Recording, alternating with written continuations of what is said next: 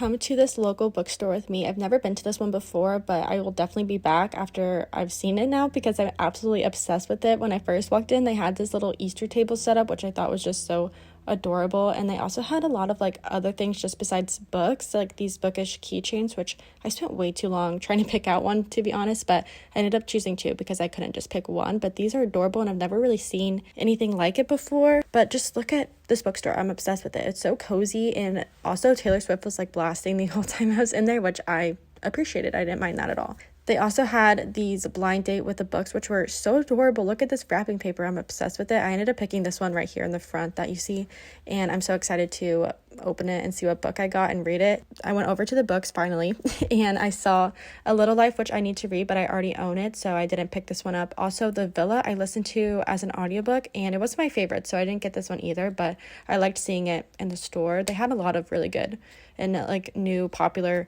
books, as well as a mix of like older books as well. So I also saw If We Were Villains. This copy, gorgeous. I love the red sprayed edges, but I already own a different copy, so do I really need another one? Probably not. Then I went over to this fantasy section, and I saw A Curse for True Love, which at the time of filming this, that was my current read, but now I'm already done with it and obsessed with this trilogy. Also saw Quicksilver, which I've never seen in person before, and it is a brick. No wonder it took me so long to read on the Kindle, and now I know why, because it's huge. And then I had this little romance section as well, which had some books I've never seen before, so definitely going to keep my eye out on those. I also saw The 7 Year Slip, but I have that copy already, and this little shelf was just so cute. I was obsessed with it. They also had these adorable little bookish cups. This one really caught my eye. Almost got it, but I just don't drink out of them as often as I think I'm going to for some reason. I just think they're really cute though. I also went over to the YA section. Lots of good options as well. Whenever I read Heartless Hunter, I'll probably come back for it, but I'm probably going to read it on the Kindle first. I also had some Hunger Games, which I have FOMO over the new one.